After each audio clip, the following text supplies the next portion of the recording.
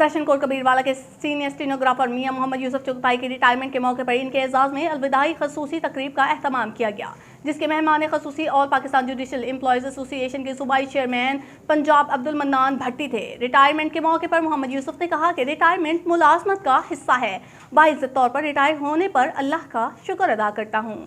اس موقع پر محمد ذیشان، اعجاز سمرہ، رانا مختار، عبد القیوم، رضوان فاروق، احمد مسعود الرحمان، بلال چودھری، اقبال تورو، علی عابد، ابو بکر عثمان اور دیگر عدالتی اہلکاران سمیت